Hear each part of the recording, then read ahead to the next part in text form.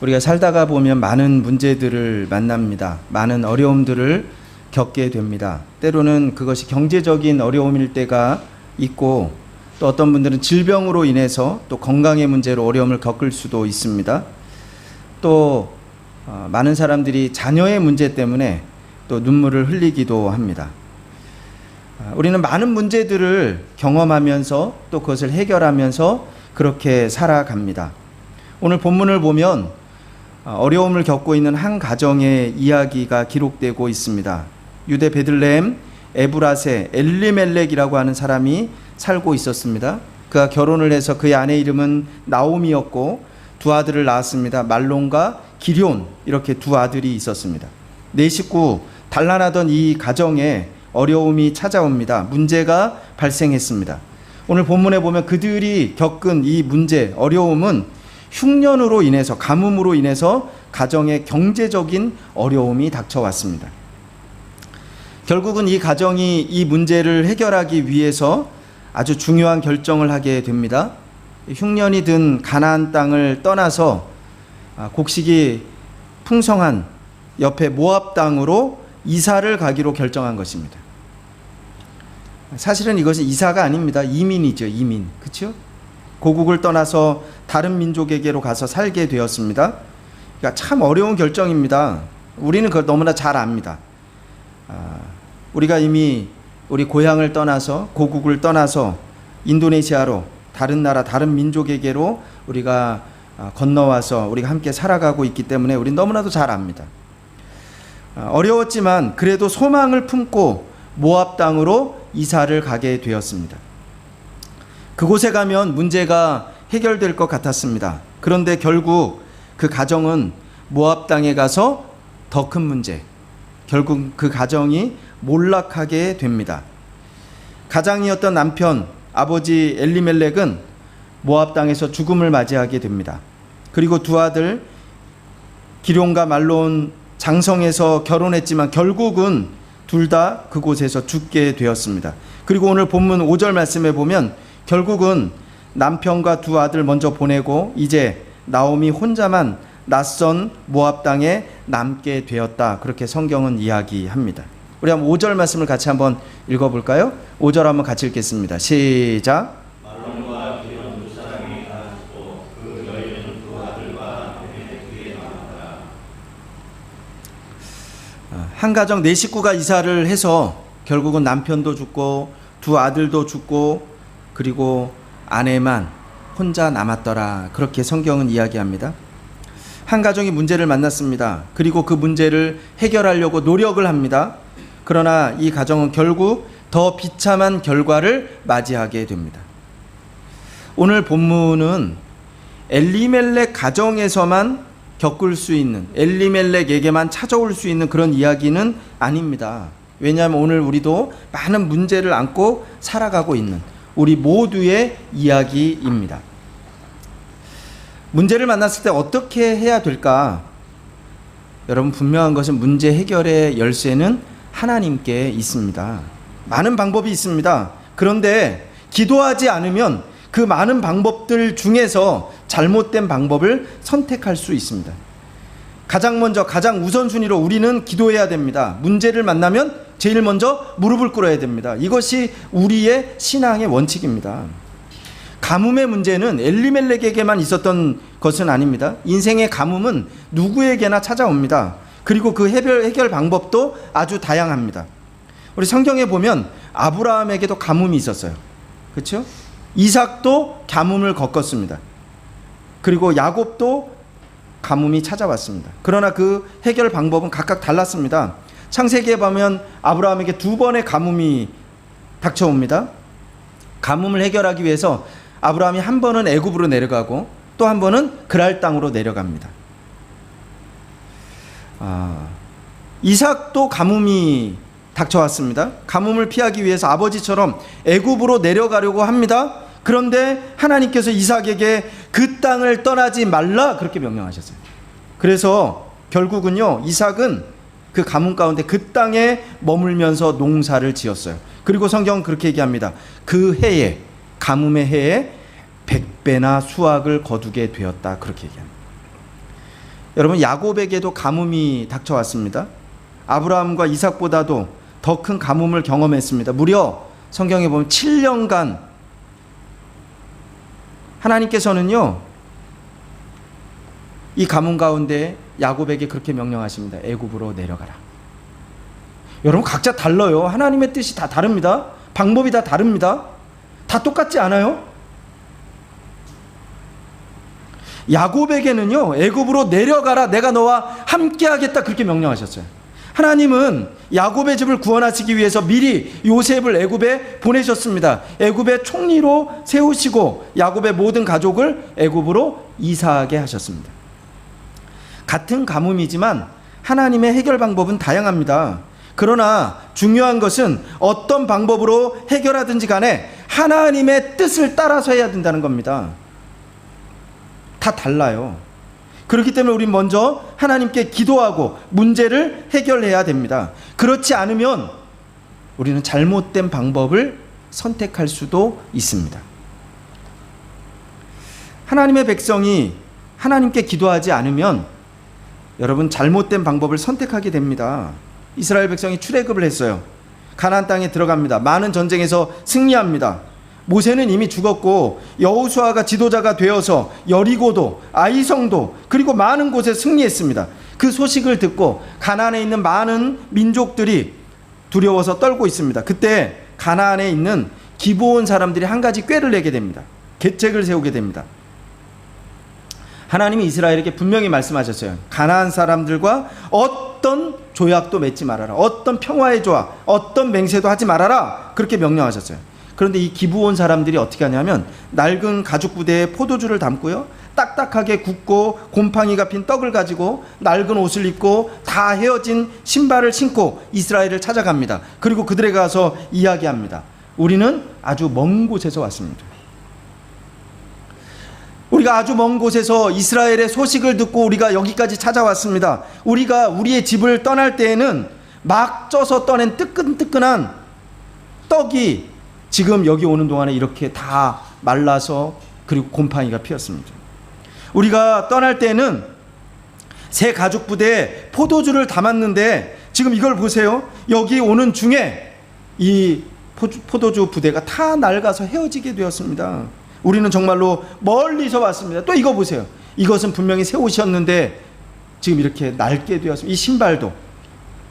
우리는 정말 먼 곳에서 왔습니다. 자, 우리와 같이 평화의 조약을 맺읍시다.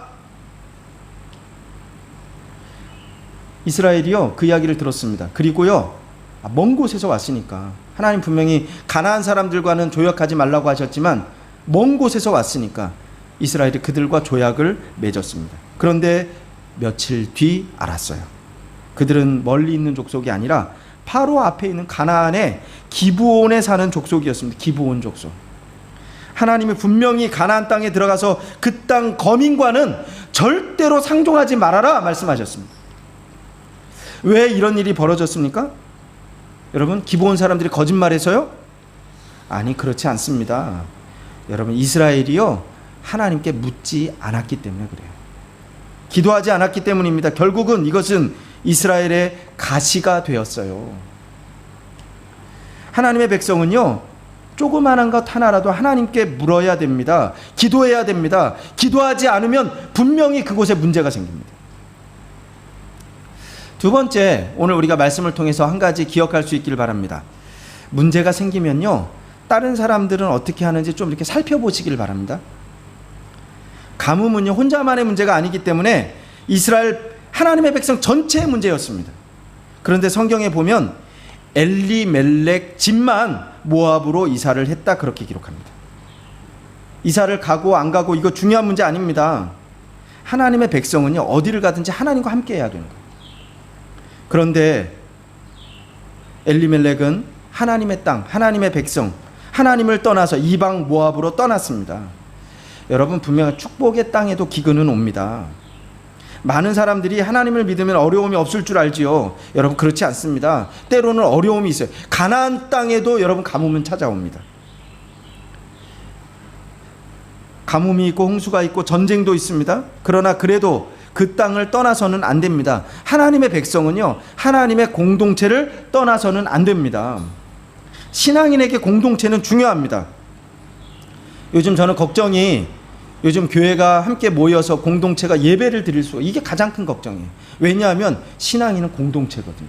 혼자서는요, 신앙 유지할 수 없습니다. 그래서 여러분, 우리 교회를 가리켜서 뭐라고 얘기하는지 아세요? 교회의 가장 중요한 성격 두 가지를 얘기할 때 그렇게 얘기합니다. 모이는 공동체, 그리고 흩어지는 공동체, 그러는 거예요.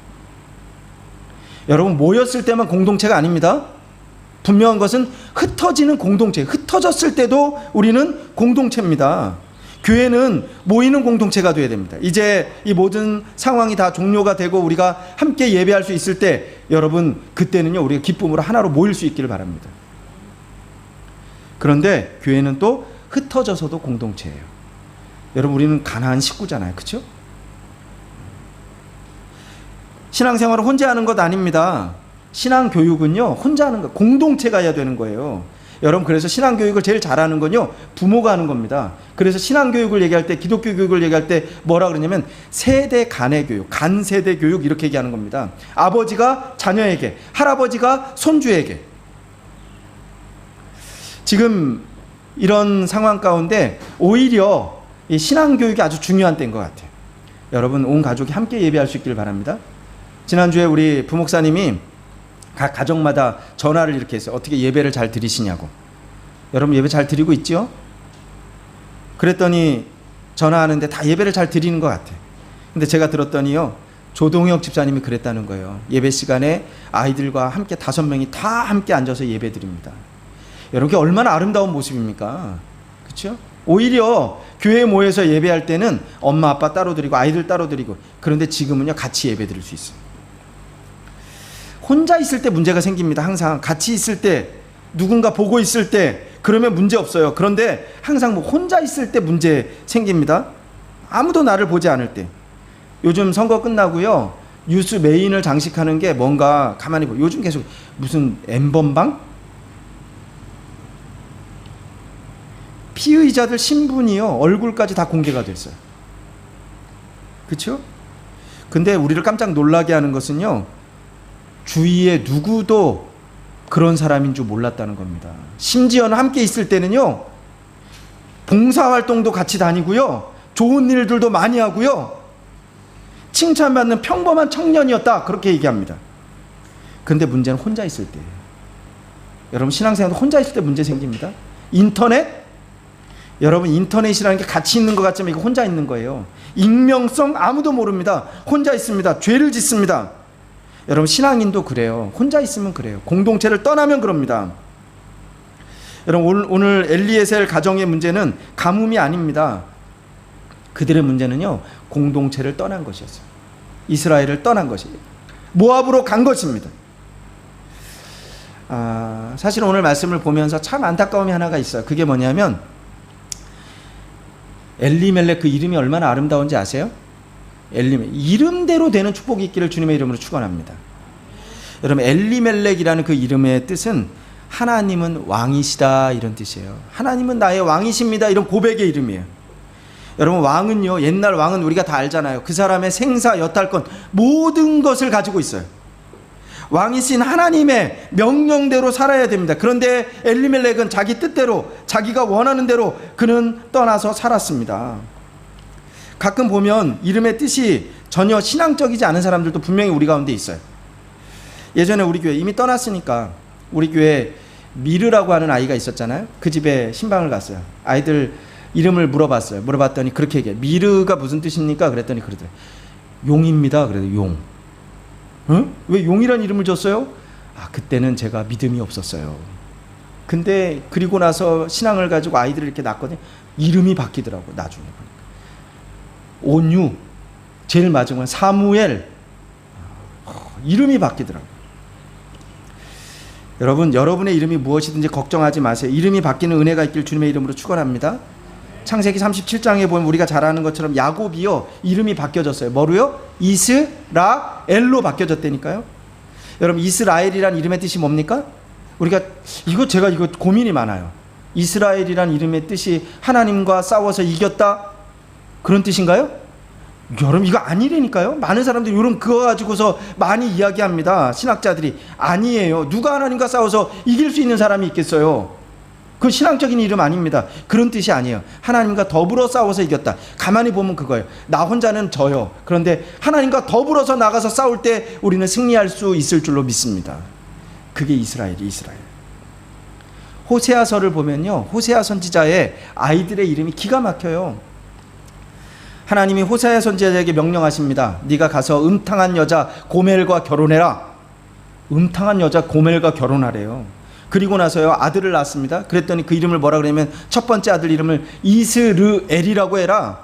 여러분, 이스르엘은요 골짜기 이름입니다. 골짜기 이름. 그런데 그곳은 어떤 곳이 있었냐, 어떤 일이 있었냐면 옛날에 아합 왕이 나봇이라는 사람의 포도원을 빼앗기 위해서 이세벨이 그곳에서 나봇을 죽였던 곳이에요.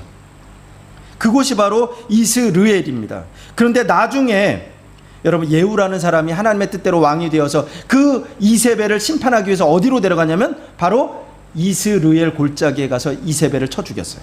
그러니까 그 이스르엘이란 뜻은 하나님의 심판을 상징하는 곳입니다. 내가 심판하겠다, 그 뜻이에요.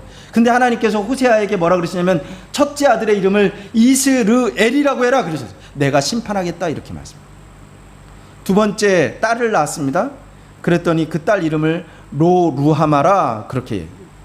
여러분, 루하마라고 하는 뜻은 긍휼히 여김을 받는 자, 이런 뜻이에요. 하나님의 긍휼히 여김을 받는 자. 그런데 그 앞에 로가 붙어요. 로는 아니다, 부정의 뜻이에요. 그러니까 이 루하마라는 뜻은 그겁니다. 하나님의 긍휼히 여기심을 받지 못하는 자, 내가 너희를 긍휼히 여기지 않겠다, 이런 뜻이에요. 또 아들을 낳았습니다. 마지막 셋째 아들 이름을 로암미다, 그렇게. 로암미. 암미라고 하는 뜻은요, 내 백성이다, 이런 뜻이에요. 내 백성.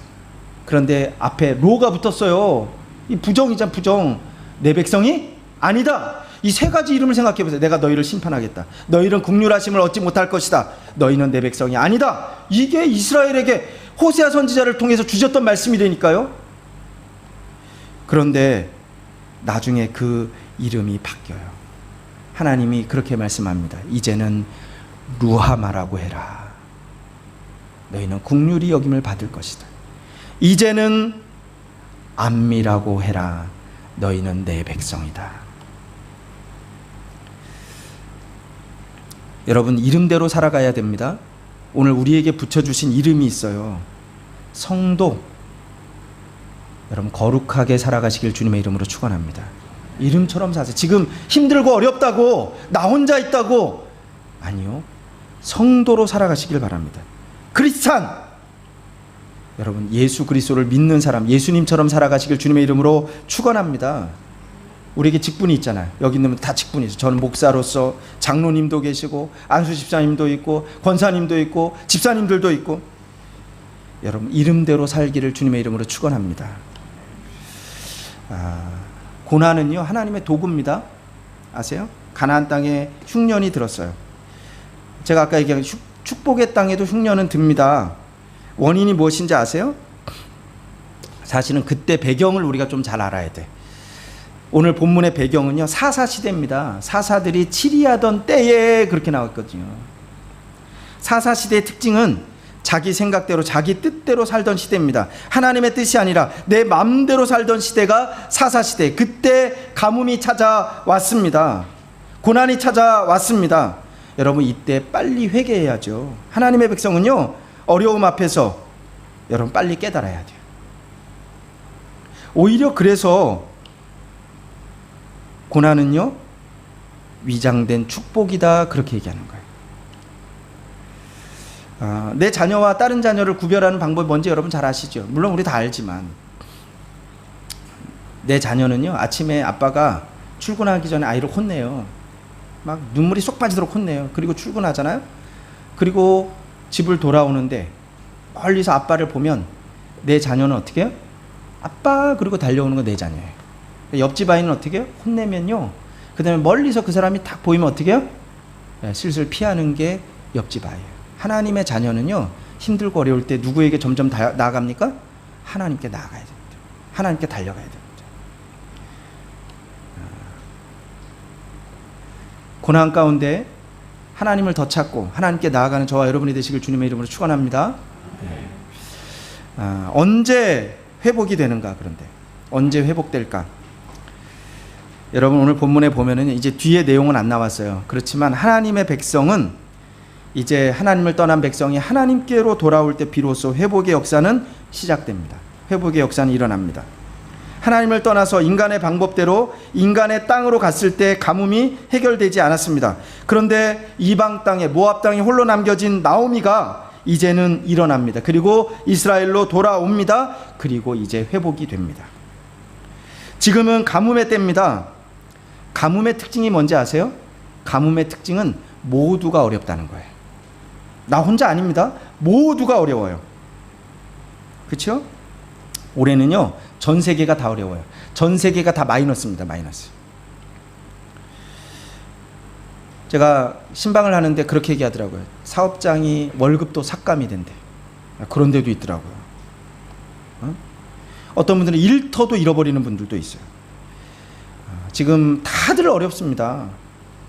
교회도 어려워요. 제가 며칠 전에 제 친구 목사님 한국에 있는 개척교회 하는 목사님이랑 전화통화를 했어요. 얼마나 어려운지 모른대요. 함께 이렇게 예배드리지 못하니까 성도들이 헌금을 안 한대. 그럼 저한테 그러더라고요. 이 목사님 제 통장에 지금 28만 원 있습니다. 그러더라고요.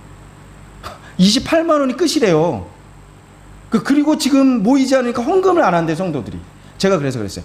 우리도 지금 이제 건축하려고 준비해놓고 땅도 사놓고 다 해놨는데 지금 우리도 너무너무 어려워요. 제가 그렇게 얘기했어요. 여러분 가뭄입니다. 그렇죠? 여러분 혼자 문제 아닙니다. 우리 공동체입니다. 히브리서 10장 25절 말씀에 보면 하나님이 이렇게 말씀합니다. 모이기를 패하는 어떤 사람들의 습관과 같이 하지 말고 오직 권하여 그날이 가까울수록 더욱 그리하자. 마귀는요 흩어지게 합니다. 말세 때가 될수록 마귀가 하는 일은 점점점 사람들의 마음을 흩어지게 하는 거예요. 그러나 하나님은 분명히 더욱 힘써 모이라고 명령하십니다. 여러분 힘들고 어려울 때일수록 우리 공동체성이 회복되어지길 주님의 이름으로 축원합니다. 사실은 지금 히브리서 10장 25절 제가 읽어드렸는데 그 앞에 보면 이렇게 말씀하세요. 서로 돌보아 사랑과 선행을 격려하며 모이기를 패하는 어떤 사람들의 습관과 같이 하지 말고 오직 권하여 그날이 가까움을 볼수록 더욱 그리하자. 서로 돌보시기를 바랍니다. 사랑과 선행하고 그리고 서로 격려할 수 있기를 주님의 이름으로 축원합니다. 여러분 이때 어려움 앞에서 우리는 함께 기도할 수 있기를 바랍니다. 기도해야 됩니다. 하나님의 뜻 가운데 답이 있습니다. 그리고 하나님의 뜻을 붙들을 때 우리 모든 가뭄의 문제가 해결될 줄로 믿습니다. 다 같이 한번 기도하겠습니다. 좋으신 하나님 감사합니다. 오늘 우리를 부르시고 또 말씀 앞에 서게 하시니 감사합니다. 오늘도 우리가 말씀을 꼭 붙들게 하여 주시옵소서. 하나님께 기도하는 자가 되게 하시고 하나님의 음성이 이때에 우리에게 들려지며 또 하나님의 뜻 가운데 우리의 모든 문제가 해결되는 놀라운 은혜를 우리에게 허락하여 주시옵소서. 감사드리며 예수 그리스도의 이름으로 기도드리옵나이다. 아멘.